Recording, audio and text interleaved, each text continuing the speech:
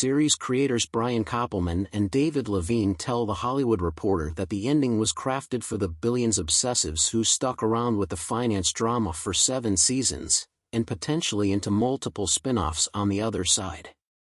Bobby Sue took the money and run is not exactly the same as saying Bobby and Chuck took the money and run, though Sue is not a bad nickname for the crusading lawyer played for 7 seasons by Paul Giamatti. Still, the vibes are very much on point as Steve Miller Band's Take the Money and Run played viewers out in the opening and closing moments of the series finale of Billions, which ended a 7-season run with one last signature heist and one last big score for basically every single character, everyone, except for late-game antagonist Mike Prince. As often is the case with Billions, the final episode, Admirals Fund, pulls the curtain back on events from previous episodes, only to reveal that they did not play out exactly as the audience thought.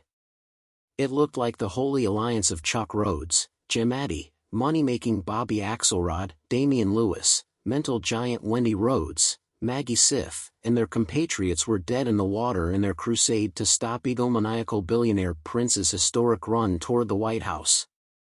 The Crusaders believed Prince would govern over the globe with dictatorial demeanor, and they were willing to put it all on the line to see him stopped. In the penultimate episode, it looked like their luck had finally run out. Of course, in classic Billions style, we didn't have the whole picture. The finale revealed that critical people in Prince's camp were plotting against him for weeks, working with Chuck, Wendy, Axe and the rest.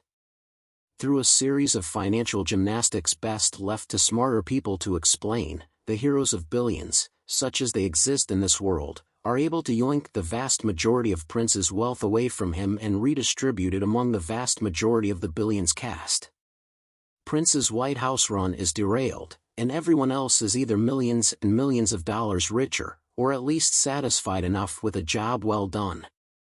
Indeed, some are satisfied enough to have a job at all, as the Billions finale goes out of its way to tip back to its own past, bringing in old guard characters like Brian Connerty, Toby Leonard Moore, back into the fold. Previously disgraced and sent to prison, Connerty is brought back in by Chuck and Kate Sacker, Dola Rashad, to get his law license back. Seen earlier in the season as a hibachi chef, Connerty gets to take his showy knife skills for one last spin in the very final scene of Billions, as he cooks the Rhodes family a hibachi feast fit for a king, as Take the Money and Run sends the show on its way. It's about as happy an ending as possible for the characters of Billions. Series creators and longtime collaborators Brian Koppelman and David Levine perhaps take some issue with the idea of happy, given what's actually at stake and what's actually happening for the people at the heart of the show. But they take no issue with the idea that the Billions finale, and the final season at large, was crafted with a very specific audience in mind, the Billions obsessives, as they describe their core fandom, who stuck around with the electric finance drama for 7 seasons, and potentially into multiple spin-offs on the other side. At this time, Koppelman and Levine are keeping their takes on the reported successor shows, Trillions and Millions, closer to the vest than Rhodes and Axelrod's scheme to take down Prince. That's just fine, because there's so much about the finale as it stands to dig into.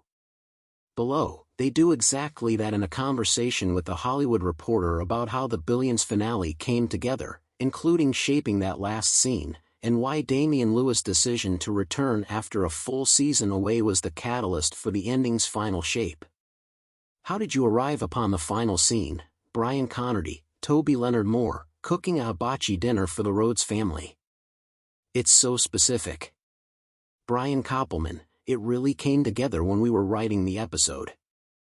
It's a good insight into the show, and how it was made.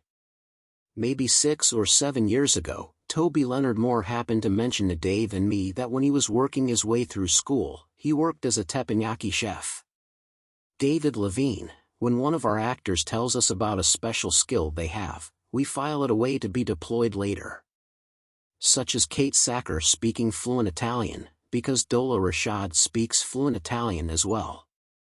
Koppelman, a lot of this is not intellectualized. There were a few things we knew. We knew we wanted Connerty to have this moment. Early on, when we brought him back earlier in the season, Dave said to me, "It would be fun if when Connerty says to Sacker use me, that Sacker would remember it and would tell it to Chuck."